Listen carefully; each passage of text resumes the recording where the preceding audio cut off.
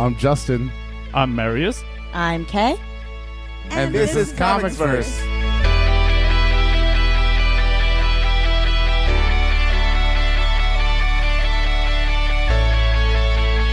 Thank you for listening to another episode of the ComicsVerse Podcast. As always, I'm your host, Justin Alba, ComicsVerse CEO. I am joined by a lovely panel of co-hosts today, starting with the Kay Honda. Kay, how are you? I'm doing great. We should introduce the concept of today's podcast, which is an interview with Mr. Rick Remender, and you were the first person to ever tell me about Rick Remender.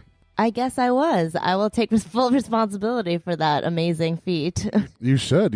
So what are you most excited about for today's interview? I'm really just excited to hear his whole thought process and how he approaches life. What makes Rick Remender tick? Yeah. Yeah. No, I'm with you. Pick his brain a little bit. Right. And also joining me is Mr. Matthew Murphy, the host of the Longbox Podcast. Ooh, Yes. check that Also, out too. The host of another podcast, I think, coming out soon. We're working on a little something. We're working on a little something. Okay. Matt, what was your first experience with Rick Remender comics? My first experience with Rick Remender was his Venom book.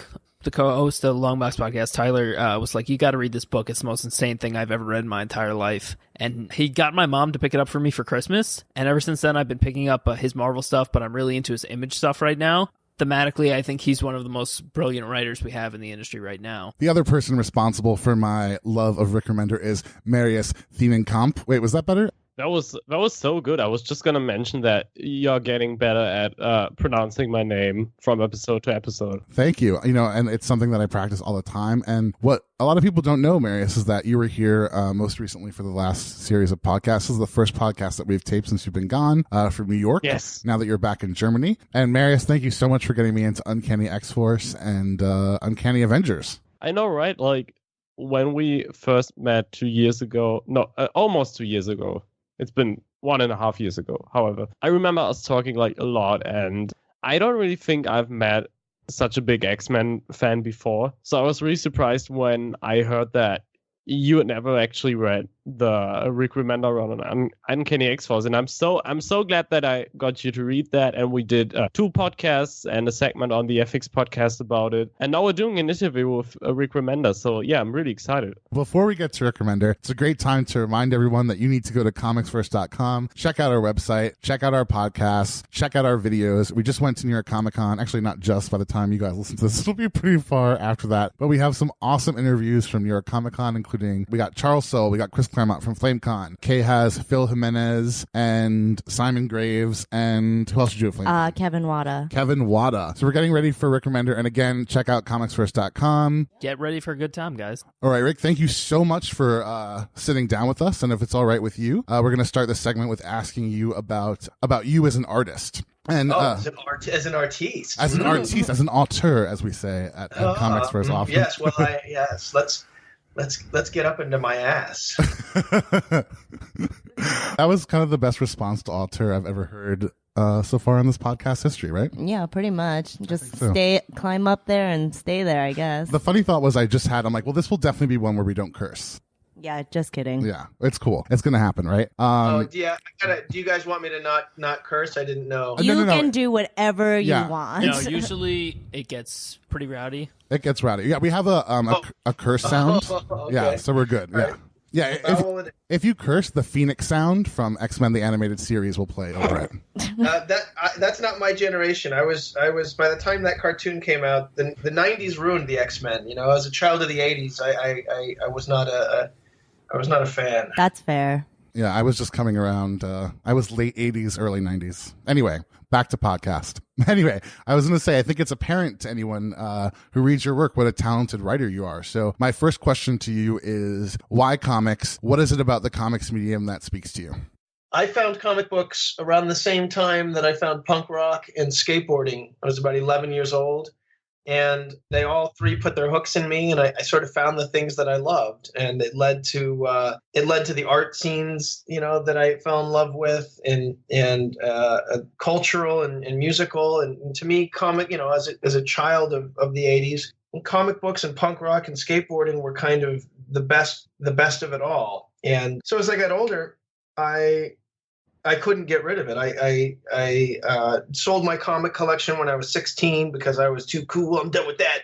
But then by the time I was 18, I was just back to replenishing the same shit that I had just sold a few years earlier. And then I got a job at a comic book store that I managed for a couple, 2-3 years while I saved up enough money to go to the Joe Kubert School. Oh, wow. And then went to the Kubert School for a month and came back to Phoenix because I had a girlfriend that I thought was way more important because I was, 20, and that's what you do. Yeah. And then got very fortunate that Don Bluth and Fox Wow. Animation opened up where I grew up in Phoenix. So they hired me as an animator's assistant where I was taught to animate. And but even that didn't make me happy. I spent my nights making comic books. Me and some pals that I met at the studio. I just couldn't get I couldn't get rid of the bug. And so as life went on and I got older, I kept getting good jobs. I would get jobs in animation or storyboarding for, I worked at Warner Brothers and Electronic Arts, and I had a great job there. And then I was offered just one good job after another. And I kept quitting them to make comic books for nothing, which if that isn't a sickness, I don't know what is. And so, in an industry that didn't have much representation in terms of genre stuff or female leads that represented the kind of, people that I knew in my life. I developed books like Nightmare and Strange Girl, which had, interesting female leads, but based on humans that I knew instead of just chicks in bio armor with huge tits that were almost exposed.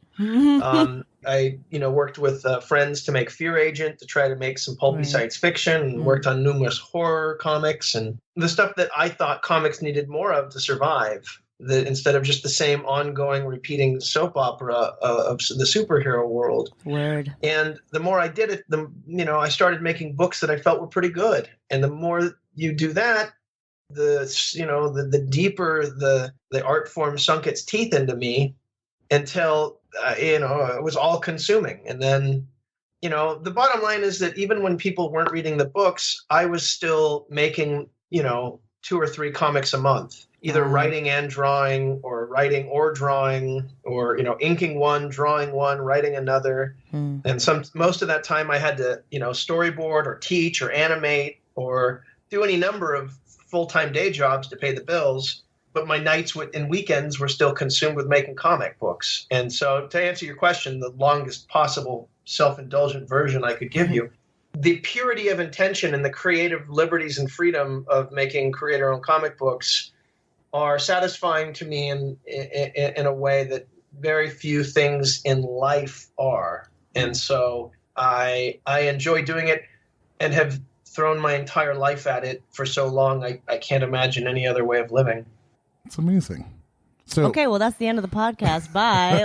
What? That was the best response and very thorough, I think. And I mean, I'd never heard such a positive origin story going into comics before. Yeah. Everything else is usually miserable, starving artist, and it's just like I worked really hard and I earned it. Right. That was super positive. Well, yeah, I mean, I didn't mean to skip over the misery. There was plenty of that. You're talking to Rick Remender at 43, who people buy his comics now, and he can support his family with them. Rick Remender at 33 and 23, he had different songs to sing to you. It was very, very frustrating there was years that I would make 5-6 graphic novels worth of material that I was very proud of, and nobody cared. Or the ideas would then get literally stolen by, a company and used layouts that I did for things like Sea of Red. You just have to sit in obscurity and keep toiling and making the books. And those years were very hard and I was very bitter. And, there was by 2007, when I'd been doing it for a full decade,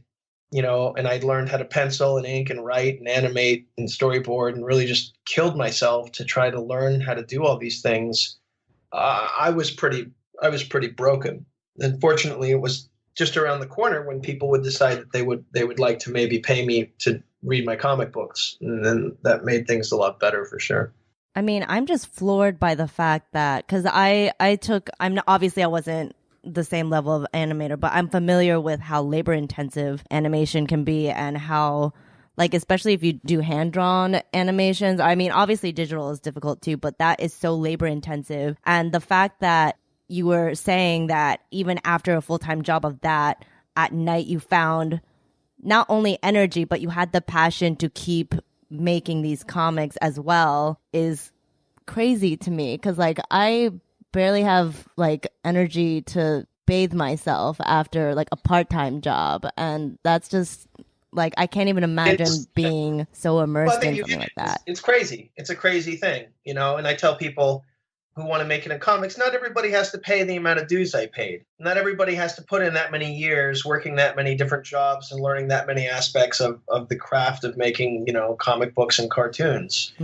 I had a long road to it, but it the purity of intention and the satisfaction of making a book out of thin air with your friends, and then each book you make, it's better. And you're watching yourself learn, and you're watching the artists get better, and you're, you know, working on something like Fear Agent. And issue by issue, watching Jerome Pena get better and better as we were building that thing, and watching his talent grow and grow was so satisfying. And at the same time, it challenges you, and you're having to hone your craft. And every comic you make, you're learning something new on. And that is an addictive aspect to this art form. So I was wondering when you usually write. I think I was just listening to George R.R. Martin the other day saying that, man, I cannot write on planes. I have all these speaking engagements. It's going to be a while till I finish my next book. So I kind of wanted to ask you about your process. Where do you usually write? Is it at home? Do you go to a coffee shop? Do you kind of have ideas going on all the time? It's kind of a lot of questions all in one. And then also sort of where do you get inspiration from? And if you're not feeling the inspiration, where do you go to get it? I work at home. I have an office out of the house, but I haven't really been able to use it that much. I had a studio in San Francisco for 10 years with friends. When I was working, a lot of my time also was spent drawing, at which point we can listen to funny podcasts, radio shows, we can talk, we can watch movies.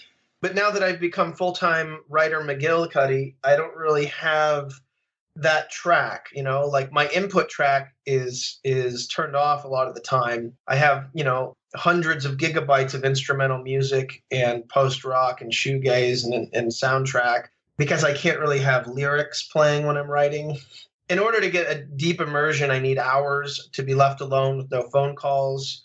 So when I'm very productive, I'm usually up until 4 a.m. when in the quiet hours and typing. But of course, then I'm sleeping until noon and I become very unhealthy. So these days I'm getting up at 8 a.m. and going to bed at 12, but my productivity falls off because I'm interrupted all day. There's email, there's phone calls, there's human children that I created with my wife that I love very much. And the human children want time. And so all of these things kind of contribute to making it quite difficult to get that flow. And I also can't write on planes. I can write outlines, and if I'm really crunched, I can do it. If it's a real heavy deadline, I can write it on a plane. I can write when I'm traveling, but usually it's better if I'm at home and I need to know it's uninterrupted. I need like 8 hours so that mentally I know once I'm deep in the script, I'm not going to get pulled out. Yeah, very, very delicate, sensitive artist with all sorts of like, you know, accommodation rules for my process.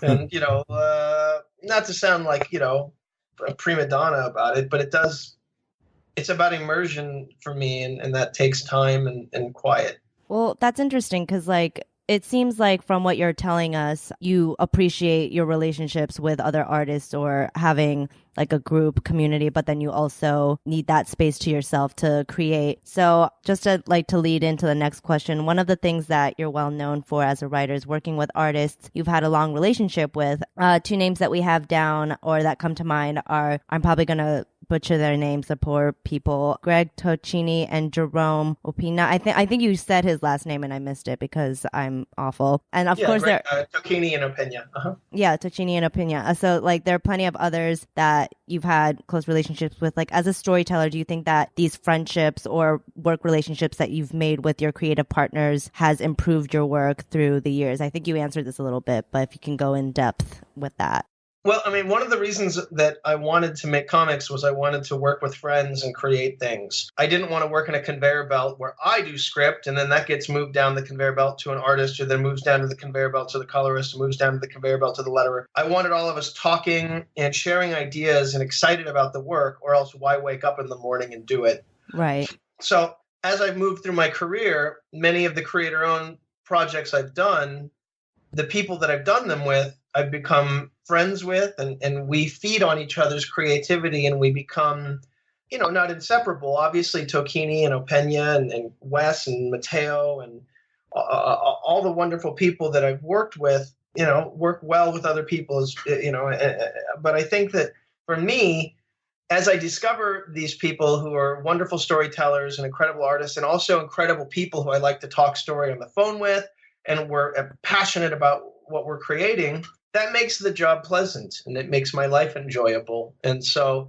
like Tokini, he speaks Portuguese, and we met the first time at Chicago a year or two ago, and we just silently kind of sat there smiling at each other and grunting and showing artwork. And he's the sweetest guy in the world, and he's just such an amazing artist. But we collaborate through poorly translated emails and scripts, and the result is a very different product than it is with like somebody like Wes Craig, who we get on the phone and talk things out a lot. Right. The process with Greg is more like, oh, I wrote this and it's, Greg did this and it's pretty close. Oh, I got an idea. And then I'll change things to fit the art, and then he'll change things. And we end up kind of collaborating in the strangest ways. But what comes out of it is so unique and so ultimately, could only be us in the way we are doing it. So I think for me, it's camaraderie, it's community. It's continuity of relationships that lead to, like, Jerome and I have an unspoken language. Jerome and I have been working on comics together for 10 years now.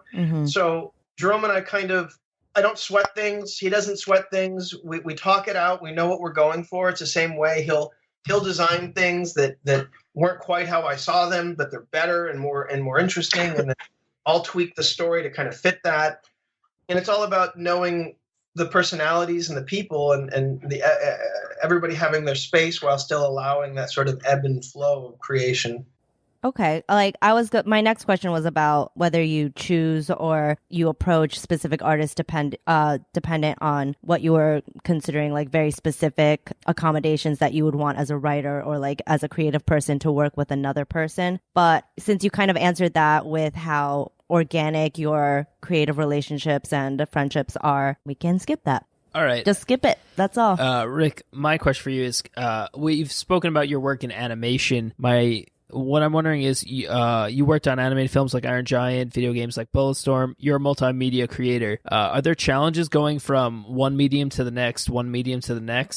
Yeah, I mean, learning the formatting of anything you're working on and keeping it in mind, like when I was writing Dead Space or Bulletstorm, the video game stuff is different because they're not going to twist the whole game around for your story. So it's a lot of give and take. It's a lot of story-wise, I want to get from here to here, but gameplay, they have this happening. And so it's all about being flexible. And flexibility is ultimately the thing that will help you survive any of this. You might have a story that's 15 issues in mind in a comic. The artist can only do 10.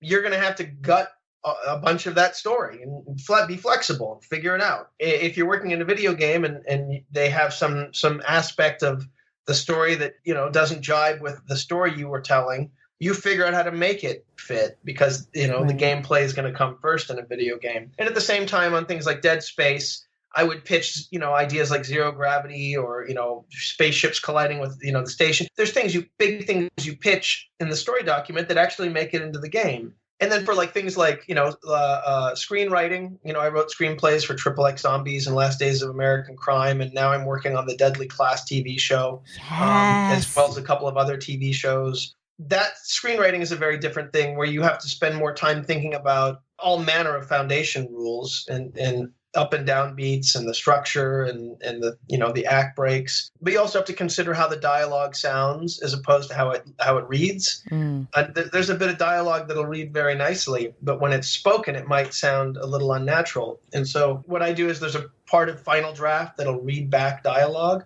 And so I'll play it back and actually hear the dialogue read back to me and go, oh, that perfectly worked if it was just printed in text or prose. It doesn't quite work when read aloud. And so there's all kinds of different craft aspects and fine-tuning things that you do depending on what the writing is for. That's very cool. Yeah. So I was wondering, when you have these kind of sort of episodes of immersion, as you were kind of talking about, how much time are you spending, when you're immersed in these characters, thinking about their circumstances versus kind of just getting into their heads? Or do you do one or the other or sort of both at the same time? I have a buffer period that's a bummer. So like today, for example, this morning I worked on the Deadly Class TV show pilot for 5 hours. And then I took lunch and then went to the gym and came home. And I was supposed to then start working on a Black Science thing that I wanted to pick away at. And I have a very hard time switching gears in one day from one project to the next. So I try to break it out where I don't do that. And even when I do, I usually have a day, maybe 2 days between projects before I fully kind of fall back into the other story. Wow. So on a day like, this week I've spent a lot of time in Deadly Class and 7 to Eternity. It's going to take me a few days before I can start getting my head into Grant McKay and what he's up to in Black Science. Fortunately, I have full scripts with, scratch track dialogue, so I get the intention and I get what I was going for. But most comic books take me 3 to 5 days to rewrite the dialogue once I have the art to kind of marry them up. And I like to trim out as much as I can to make sure they're not too verbose and that I'm getting my ideas across in the most concise way possible. Do you ever have to shake a character off when you're done writing for the day? Do you find that they stay with you until the next period of writing? I don't know. I don't know if they stay with me. I know that a lot of the time what I'm bringing to them is what I'm dealing with in life. So they're probably trying to shake me off. I know a lot of the time that that I approach a story, what's naturally sort of on my mind or upsetting me or making me happy or interesting me or kind of ends up getting dumped into whatever character I'm writing through the spectrum of who that character is. And it's always an interesting sort of challenge in that, like, if I'm frustrated with something I'm reading about in the world, I want to write about that, obviously. That's on my mind. And so I shine that light through the filter of a character, but then have to consider, how does that character see it more than just how I see it? You don't want to just make every character your mouthpiece for whatever you're going through. So the opinion might completely change on how it's being represented based on who the character is. And what it is and how I'm saying it might completely change, but I still get to tackle the topic, and so I get to flush it out of my head. Yeah, it's like therapeutic. Yeah, it really is, and that's one of the reasons that I wanted to be a writer. Speaking of that, you mentioned that you have 2 human children before, and we lovingly call them Rugrats in my family. So I was kind of curious, as your kids get older, they see some of your work. What's something that you've worked on that you're like, wow, I would love for my kids to read this one day or watch this? Well, I definitely don't write a lot of stories aimed at kids. Maybe one day. I definitely have itches to do kids' books. But I think that, when they're older, I'd like them to read, any number of the books. I work really hard on them, and I dump a lot of myself into the books. So, what'll be difficult is when they're older and reading a book like Deadly Class and processing my, some of my childhood and my adolescence and the troubling mischief that I was up to, as well as, some of the uglier aspects of that book. But yeah, but there's also, I try to fill it with so much heart and philosophy and truth that maybe they would find something to identify with that didn't feel like it was an adult pandering to kids or trying to whitewash the world into something cleaner than it actually is. Yeah, I don't know. Any of my creator-owned books have so much of me in them. It'd be nice when they're older if they wanted to read any of them, from Strange Girl to 7 to Eternity.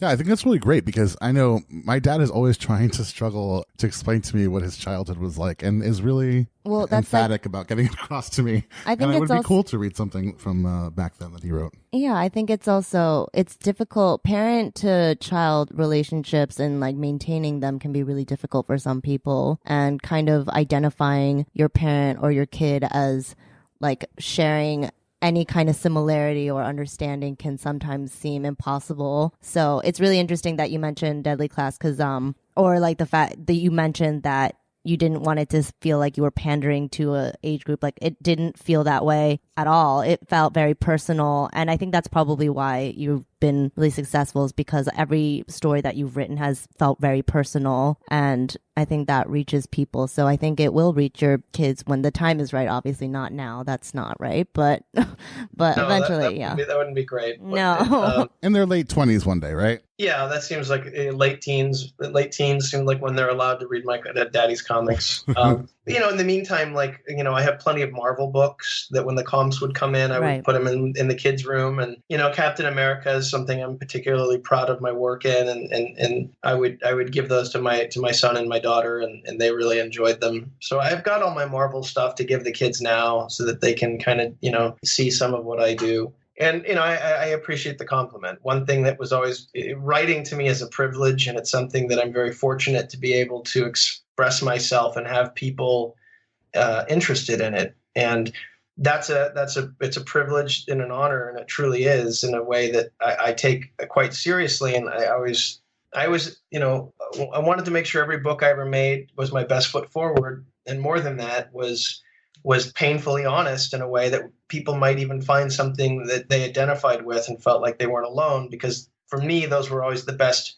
the best books and movies and music always made me feel like this complex, strange part of me was reflected out of another person. It made me feel a little bit less of like an alien. Yeah, like someone gets it, which I think is pretty cool. So before we break into the Marvel segment, what's coming up on the horizon for you? And is there anything, and also where do you prefer our audience to go to learn more about you and pick up some of your work? My work should be, available in most bookstores. I think that each one of the books is a different flavor. I try to write from a different place and from different types of characters with different things to say. I'm very proud of any of the books, so I don't like to pick one over any of the others. All of my current creator-owned books, as well as creator-owned books like Strange Girl and Fear Agent and things that I've really poured myself to in the past, I stand behind them, and I sell them proudly and confidently that you might not like them, but I definitely feel that those books are my best foot forward. And as for what I have coming up, the Deadly Class TV show is in motion. There's some big news we haven't announced, and it's a very exciting time for that. I've got a couple of other TV shows I'm working on with some of my current projects. There's a lot of exciting potential in other media for the books. And more than anything, just trying to fight out making unique and loved comic books that are created by the people who own them and given the very best that we have to give them at Image these days, and to keep them coming out. We did hit a point in time where our attention spans are shortening. And so I always liked a story that I could dig into and it would go 20, 30, 40 issues. And so that's what we are working hard to do and keep the quality up. You're doing a great job. Absolutely. And people can check out your stuff on rickremender.com, right? They can. Yes. That is the easiest place right now. Awesome. Because wouldn't you know it, he draws too. He does everything. So let's move into some Marvel stuff. As you know, we recently did that UNCANNY X-FORCE podcast. Would you like to talk a bit about how it was you came to write UNCANNY X-FORCE? I always wondered if these were characters that you chose to work with, or Marius, sorry, you're in Google Docs and your name is over where I'm reading. It's okay. Anyway, I always wondered if these were characters you chose to work with, or if the cast was predetermined from the X-FORCE series that preceded your run. I was convinced that the way I wanted to make comic books wouldn't work at Marvel.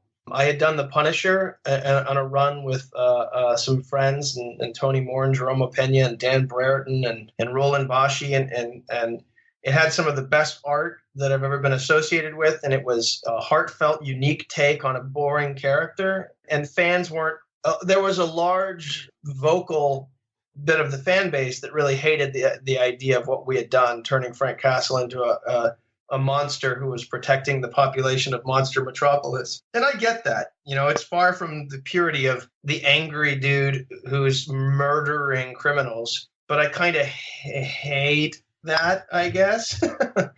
I kind of think that's some antiquated bullshit. And so we dumped ourselves into The Punisher and Frankencastle, and to this day, it's one of the things I'm absolutely the most proud of in my career.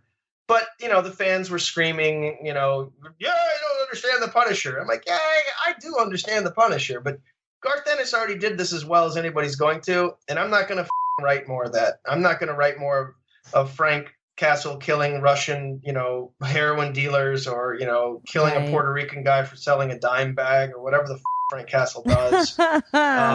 And so we did something that was unique and strange and outlandish, and the people who loved it really loved it. And that's always the sign that I've done something that works in my mind. And the people who hated it really hated it. That's kind of what you want. But I was of a mind that was it for me at Marvel. And they were developing another X-Force series.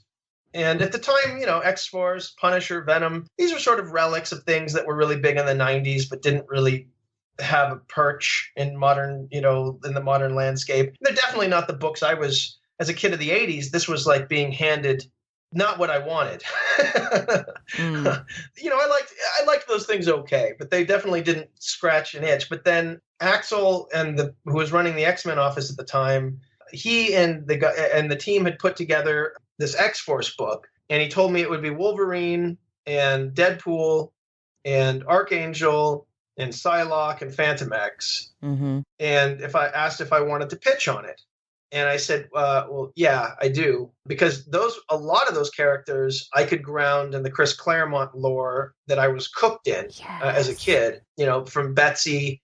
Phantom X is obviously Grant Morrison, who I consider second only to the Chris stuff. I think what Grant did is fantastic and imaginative and additive and substantive, to go with another Iv. But I think that, in digging in that, I then, Deadpool was never like my thing, but I thought that, maybe this is my opportunity to try and infuse that character with a humanity that hasn't necessarily been reflected in that character a lot. And he would be the voice of ethical reason in this X-Force team. And that all kind of tickled me and made me get excited about it. So I pitched on it. I wrote up a bunch of different documents, and I got the job, sort of expecting that my morality play would be something that, the fans booed and hissed at, and was pleasantly surprised. I was very fortunate that Jerome Opeña was able to join me on that. He was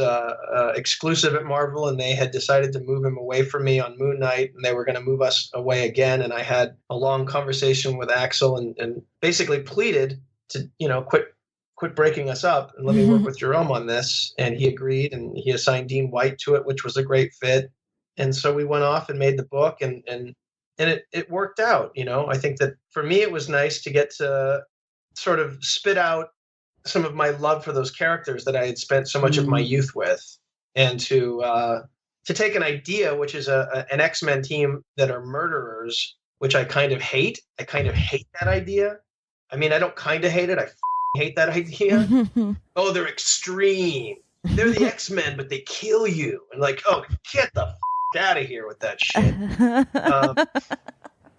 And I was able to sort of take that and make a comment on capital punishment, and make a comment on the ugliness of what they were up to and how that all worked, while digging into what I got lucky that it worked out in a way that it allowed me to show the beating heart of what I loved about the X-Men during the Claremont and Grant Morrison era.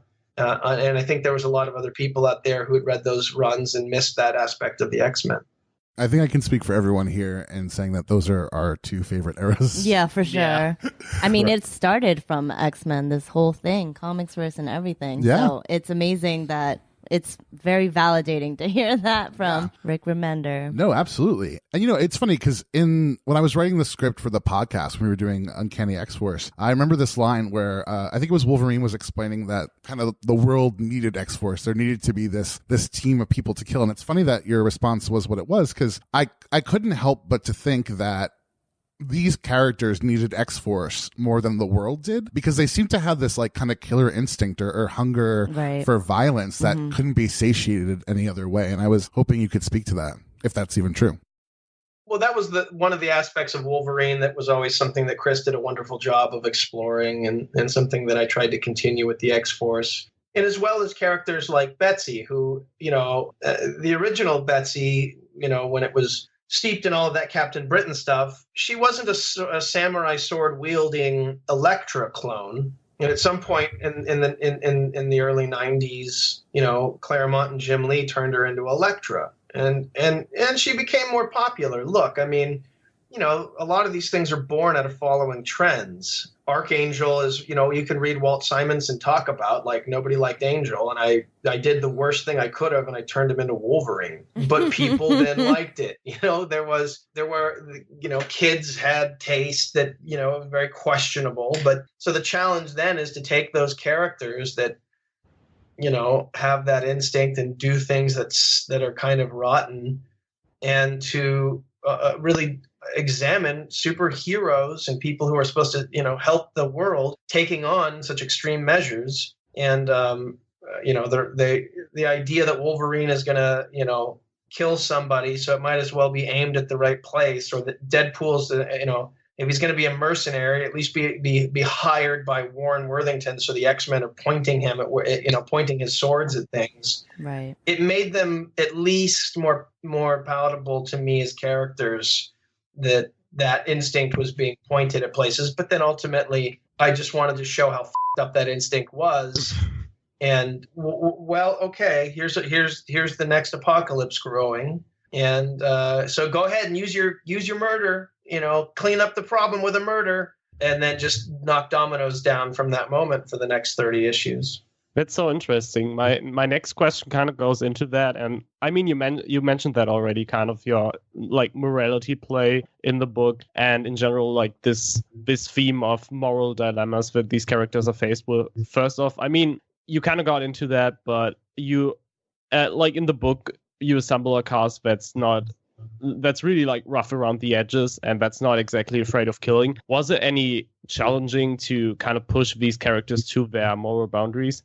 I think the challenge with a character like Deadpool was to give him a beating heart and to actually establish some moral boundaries. And Phantom X, who was the man of mystery, to kind of find a motivation for him and to show what his dilemmas were. And for Betsy, who had been this sort of, you know, to take all the continuity and all the mess that character had gone through and to tie it into something that made some kind of sense as a human being enduring that and what she came out of. And obviously Archangel, to take a classic X-Men and Warren Worthington and examine this infestation. And then I came up with the idea that Archangel, the infestation, is an infestation to be the next caretaker of evolution, to be the next apocalypse type figure. And you write all these knowing that the next team of people are going to come in and ignore it, and you know, that there's going to be a whole mess. So I tried to write something that was self-contained enough that it could stand on its own merits, and ultimately, hopefully, give a story where you cared about the characters, even though what they were doing was very questionable and ugly, and you saw them as an examination of what happened to the culture of comic books when nice, good, heroic characters became boring to people and they had to become killers. That was really what I kind of latched onto and was the most interesting part to write.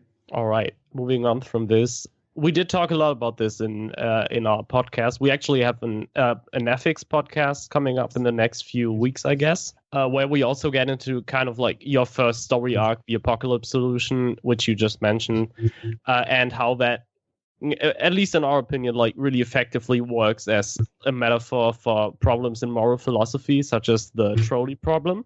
And I don't know if this is like over-interpretation on our end, but reading your run on Uncanny X-FORCE, many positions that characters would take seemed like typical utilitarian or typical deontological. So I don't know. It just seemed like you dealt a lot with moral philosophy preparing to write the book. Is that the case? Is that kind of like, was that your intention? Yeah, not just for this book. I mean, you know, as the saying goes, punk rock changed my life. And the ethics and the thought, the thinking that goes into, and the passion that goes into punk rock music demands questioning not only authority, not only questioning the world you live in, but questioning your own perspective and your own side of the fence, which is something that we've kind of lost as a society now. Now we all sit there, and if anybody disagrees with us, they're naturally idiots, and we hate them, and we throw ugly names at them. We no longer have nuanced debate or listen to what people say. And punk rock taught me, and growing up steeped in all that wonderful music, to more than anything to question. And a lot of what I did there in X-FORCE was questioning through the lens of these superheroes and this 1990s idea that was just sort of salacious and mindless was to then take that and try to say something about the world with it. And that's a challenge I take with any book. I try to say something, be it, the validity of artificial intelligence and Secret Avengers, to the, Uncanny Avengers is just a morality play as well, dealing with if left and right can't find a way to get together, the world's going to end. With any of these things, I'm trying to write from a philosophical point of view with some voice and something to say that, examines both sides of an issue. I have a short question about your Captain America stuff, if that's okay. Sure. So, what I kind of realized is that both in your Uncanny Avengers run, but also in your Captain America run, there are very brief moments where Steve is kind of facing these villains that criticize what he stands for and the concept he's standing for, and they point out all kinds of possible flaws in capitalism, patriotism, and the American dream. I was always interested in your intention. Do you think that these American comics and American comics about American icons can be a good platform to voice these concerns? What was that your intention? Well, yeah, it definitely was my intention. I think that all concepts and ideas must be questioned and poked at and discussed. And I think that deep debate between these characters is much more interesting than painting one as right and one as wrong. That's the problem with the modern thinking, be it left or right. We all think that we are correct, and in our hearts it's true, and the idiots on the other side are idiots, and them. And so to discuss ideas and discuss nuance, this is something that Captain America felt like a wonderful opportunity to do that, to not just have a Red Skull who was like, I'm evil and I'm going to shit on the world, but to have a Red Skull who had a position. And his position was that, your capitalistic democracy has lost the debate. Your culture is in the toilet, and look around your country. The devolution and the idiocracy is happening. Right. And in terms of a character like the Iron Nail, who was going, who was intended to be Mao's Red Skull. So where Hitler had the Red Skull, Mao had the Iron Nail, and this guy had worked with a communist regime, but that he wasn't painted as a 2D caricature of somebody who was just, he's a bad guy, but might have actually presented arguments about holes in the American way of life and things that, might make people think. And that's sort of the challenge with any of that stuff, is not just to write more soap opera or meaningless conflict or do the worst pandering thing you can do, which is just to stand on your soapbox and preach at people about what your point of view is. I always try and write both sides and both points of view to the best of my abilities, so that neither one seem perfectly right, because neither side is ever perfectly right. That's so true. That's a great answer. All right, Justin, do you think we should continue with the word association game? Yeah, but at first I wanted to, I had a question I was going to ask about the end of Uncanny X-FORCE, but I think it's too long of a question. But I did want to say that I now refer to that type of flash forward as a Rick Remender flash forward. And I have to say, that was it? We were counting, and I think that's the 7th comic I've cried at. Nick made fun of me for crying at comics all the time, but he was wrong, because I've just cried at X-23 so many times they thought I cried at a comic. But you made me tear, and I have to say, I was never a Betsy and Warren fan until I read this. So thank you very much for getting me on the Betsy and Warren train. Well, their relationship was a short-lived blip in the 90s. So Really it was about taking that bit of continuity and then building on it. And it seemed to make a lot of sense, given that Warren was fighting this infestation of evil, that Betsy and he would be together, but it would also be this strangely unhealthy dynamic where she was a necessary component to keep him human. And that's the kind of strain on a relationship that gives a lot of potential for wonderful drama, I found. So I'm glad when people cared about that relationship.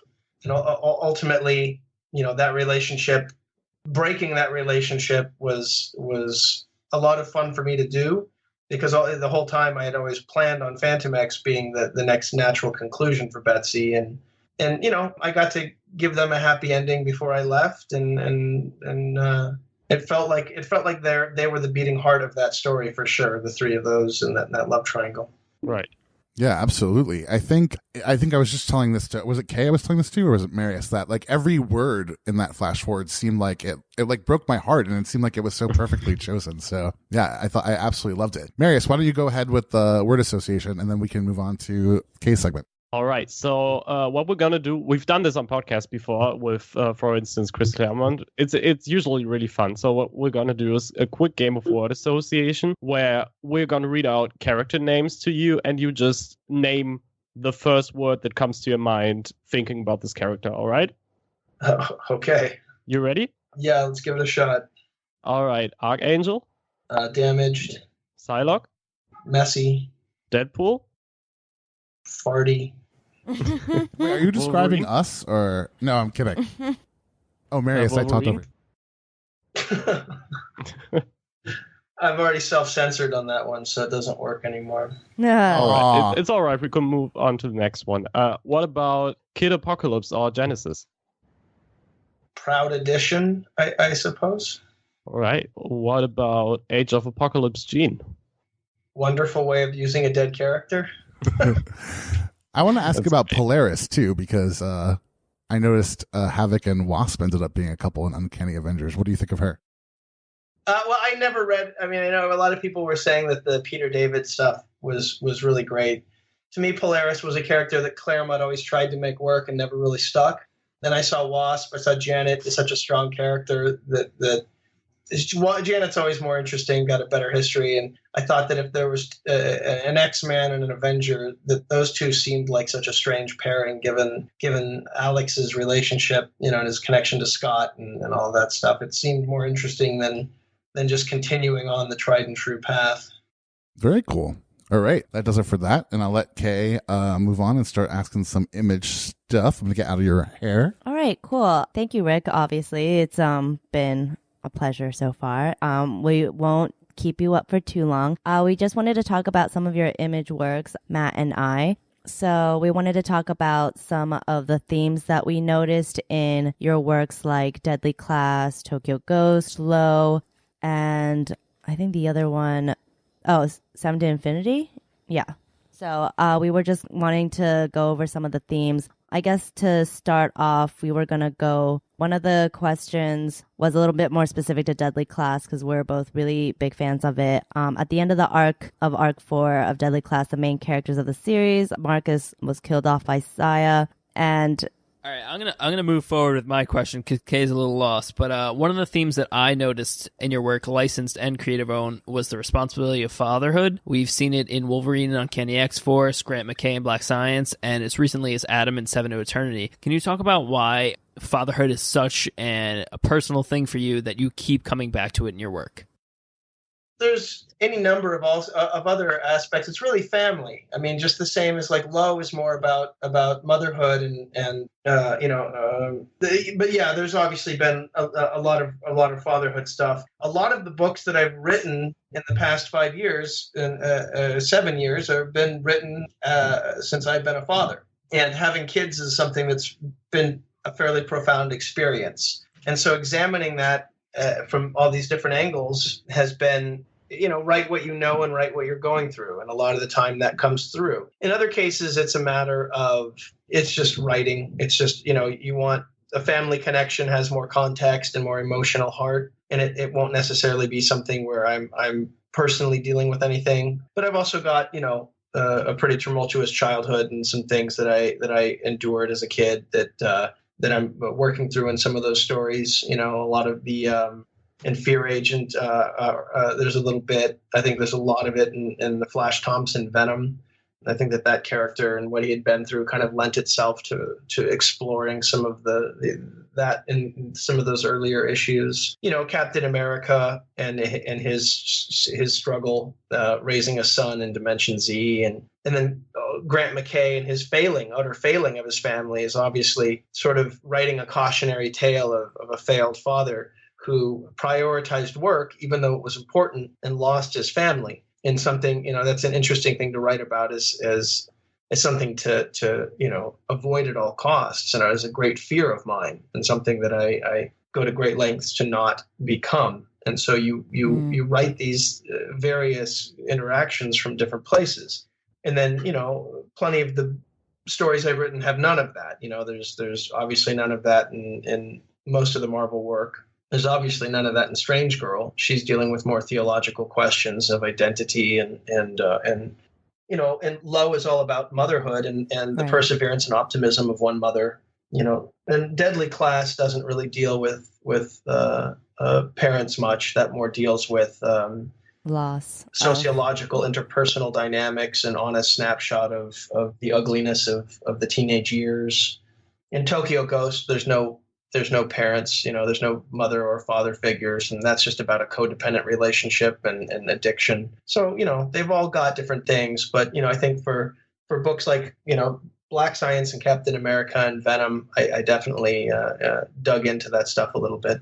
Well, it's interesting because, sorry, I had a brain fart earlier, but I noticed something when reading Low, Deadly Class, and Tokyo Ghost. A recurring theme that seems to come up, whether purposeful or not, is the fear of the future, or kind of this anxiety about general responsibility and how we take care of each other, or how we protect each other and the nature and environment. And to counterpoint that, there's also a theme of kind of how distracting or how elusive, or some things can be very, some things that are very pleasurable, like that you can use as escapism, like, sex or drugs or technology, comes up as like an illusion of reality in all three of these series. Is that something that you consciously go into, or is that something that you just personally have been maybe not experiencing, but kind of concerned about when writing those? No, yeah, it's very much on the forefront of my mind, and it was even before I became a father, but it's definitely been magnified since I've become a parent. The reality of what's happening with the environment is catastrophe, right. And we all go about our business arguing online over meaningless bullshit while the world is collapsing, and right. We deny it, we pretend it's not happening, but it is. And that stuff is it definitely percolates in the background of my head at all times. So, something like Tokyo Ghost, that's definitely, born out of that and born out of that fear. And as well as seeing, being old enough now to have watched culture change to where we've become sort of mindless idiots looking at our phones all the time and addicted to the endorphin rush of checking emails and Twitters and Instagrams and Tumblrs and Flumblrs and, all these things that we go do all day long, when we used to slow down and immerse ourselves in things and read books and have long, meaningful conversations or call each other on the phone. Now we just try to get it across in a text as quickly as possible. Right. And there's a consequence, there's a connective consequence, and there's a societal consequence. And so that book is a lot of me trying to, digest and process some of what that is. Right. And I also once had a therapist explain to me that, well, I'll skip that on Low because it's pretty much in the foreword. And then for the last part as to why, I think that the imagination, I had explained to me once, or I read it in an article, that imagination exists in human minds so that we can prepare for the future. Right. Basically, the only evolutionary reason that a tool like imagination exists is so that you can imagine next year and that you can prepare today for it. So instead of going out and shooting heroin and anybody on the street and spending all of your money, you can imagine a future where you might not want to have contracted, a number of STDs, be broke, and have a heroin addiction. Right. And that, preparing for the future. And that's why they say the older we get, maybe our imaginations begin to dwindle because there's less future to look forward to. Right. So that's a natural part. So obviously dystopic futures and futures that terrify me come into play and play a role in all of that, because ultimately they have been, they come out of my imagination, and my imagination is steeped in things like worrying about where my kids are going to live in 10 years or where any of us are going to be in 20 years. But I think that's why it's so important and interesting to hear that, coming from you, and also seeing that in your writing, because I think especially in Low, there's this idea that, there's truth and there's purity in art, or there's something beautiful about what you were saying about imagination, where, that's where hope is, that's where faith is. And I think that belief does come through very passionately in all of the series. In Deadly Class, maybe not as much in the forefront as, say, Low, but Deadly Class still has that, that hope. Like, I remember reading Marcus just being so hopeful and being, wanting to free himself from the King's Dominion school and, starting again. And it's so, like, it's nice to see that there's a juxtaposition between, like, this high anxiety about what's going to happen in the future, but then also it's tempered with this kind of purity in art and in faith and hope. Well, yeah, I definitely try to write them all from different places and write the characters' perspective and how they deal with the worlds they're in different ways so that I can also investigate those different ideas for myself. Right. I had another quick question about a recurring thing. I recently read over a few of your creative-owned books before the interview, and I noticed something that I never really came across before, and it's so a lot of the male characters like Grant McKay, Led Dent, Marcus, they all share one single character trait, and that's narcissism. In your opinion, is narcissism an inherent trait for these characters? And if so, why is it so prevalent? In Led's case, he's a narcissist out of damage and protecting himself. He's fallen into himself the way that many people do in the self-reflecting pool of the internet. Marcus, I don't think he is a narcissist. Grant, he might even apply that to himself, but I don't think Grant's a narcissist. I think Grant is somebody who, as we develop in the fourth arc and the Godworld arc and kind of dug into his character there, Grant is more someone who saw a problem with the environment. He saw, as a scientist and a genius, a way to fix that by pilfering the resources needed and the technology needed to fix it from other dimensions as the only way to protect his children. And so in Grant's mind, it's a defensible position that he threw his entire life into building a pillar so that his children would have a future. And to him, that meant more ultimately than spending time with them. But he's a child of abuse. And as a child of abuse, he expected abandonment and thus kind of moved towards fulfilling that abandonment before his family could abandon him again, like his dad did. And that abandonment issue is a big part of what happens to children of abuse. But yeah, I mean, Led's narcissism is real and definitely. I think that Marcus is arguable. What aspect of Marcus did you find as narcissistic? I think it really came across as his relationship with Maria. It's that, and after reading the fourth arc last night, it became less as much as that he's so guarded and his defense is up that he only cares about what happens to him and he doesn't care about how his actions affect any other character. I don't know if it's that he doesn't care. It's just that he doesn't think that he deserves anything. So he's like, he pushes anything that gives him any remote happiness away because he's like, no, I don't deserve that. Like this isn't right. It's also a defense mechanism. He's a kid who's lost his parents and lost everything, and so he's not necessarily unempathetic or narcissistic, but he's protecting himself from damage.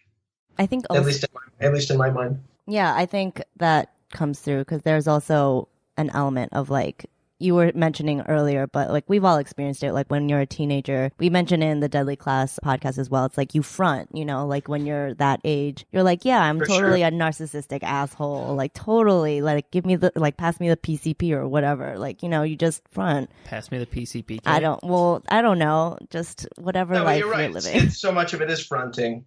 And so much of it is trying to perpetrate that idea that you're tough and like surviving the vicious network of adolescent cliques.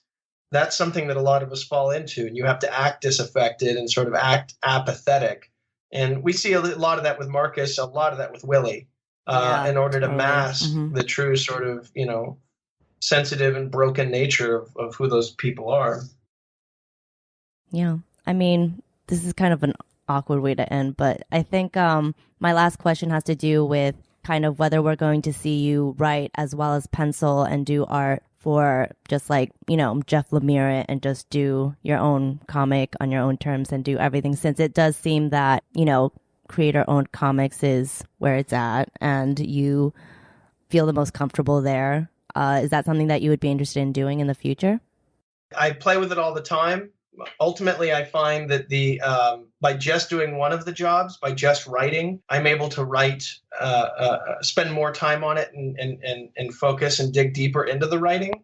And I think that my writing is better because of it. I think that as a true cartoonist, I would, if I was going to write and draw a book, I would have to stop doing everything else, basically. Yeah. And then that one project would have to own all of my time and attention. Right. And at this point, after I write 20 pages every week, I'm so kind of addicted to that expression and that momentum. I don't know if I could go back to then looking at a story for a week as I write it, and then another 6 weeks as I draw it. Right. Looking at one story for 7, 8, 9, weeks all on my own. I don't know. I when I think about it, that sounds less desirable than writing stories for some of these guys that I'm lucky enough to work with. But who knows? Yeah, I mean, in the future when I'm older and tired, maybe. So a soft yes. I'll say a soft yes.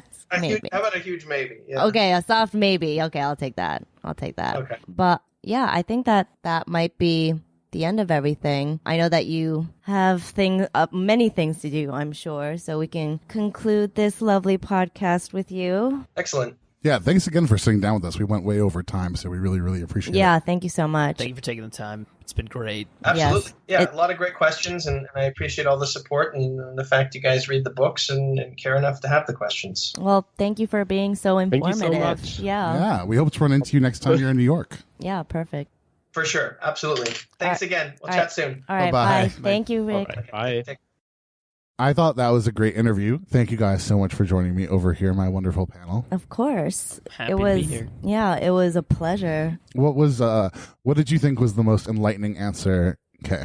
I don't know if he had the most enlightening answer. I think from my experience from it, I thought that it was nice to just see that all of the themes and all of the things that he addresses in his books when he writes them are, validated by him, and then also backed by like all this thought that he goes through, or like a thought process that he goes to. Yeah, I loved how introspective he was. Yeah, it was really, really nice, but it was super awesome. Murphs, how about you?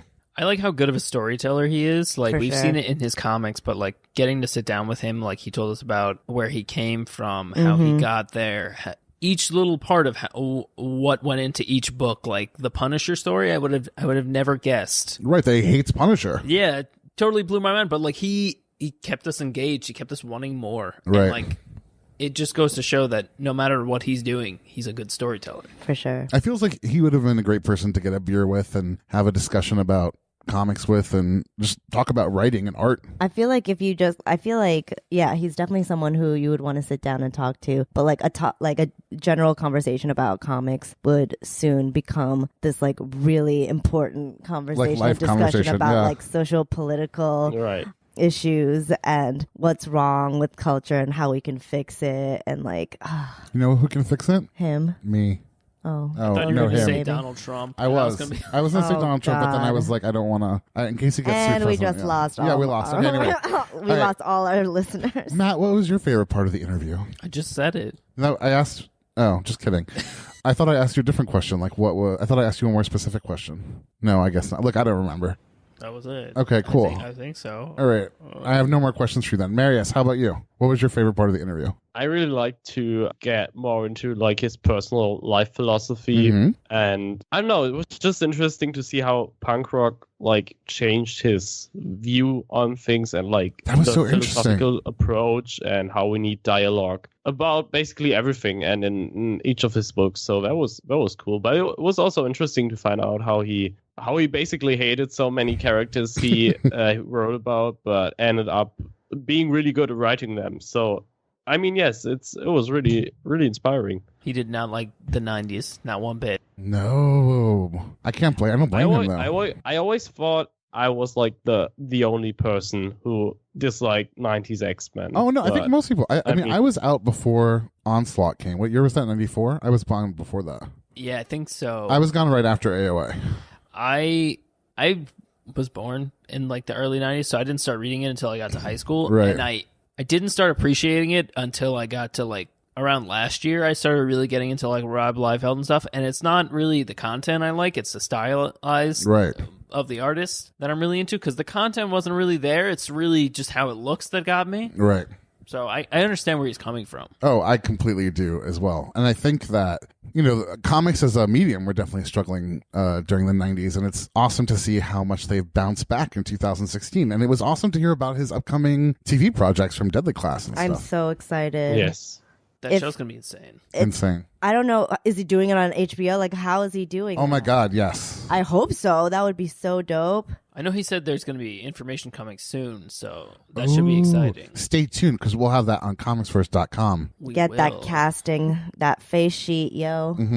This would be a good time to tell you guys that I'm starring in a remake of Evita. I don't know what that Really? is. Yeah. That's a nice I'll be role for playing you. the role of the train. Oh, okay. Mm-hmm. That's a big role. I don't know what I'm talking about. I haven't seen that movie in 25 years, but cool. Anyway, I digress. Marius, thank you so much for being with us. Thank you, Marius. It was a Marius. pleasure. Yes. And thank you guys. Yeah, thank you guys. Thank you, Matt. Thank you, Kay. Happy to be. I just did a princess wave. You did. It was actually, I was like, ooh. Really? Yeah, you missed it. Yeah, I was like, I thought I was among royalty. It I was, try. Yeah. yeah, it was very white of you. I was like first Rick Remender and now Matt Murphy. Yeah. Anyway, that was one of those quiet laughs where he wasn't really laughing. But thank you guys all for listening. Remember, go to comicsverse.com and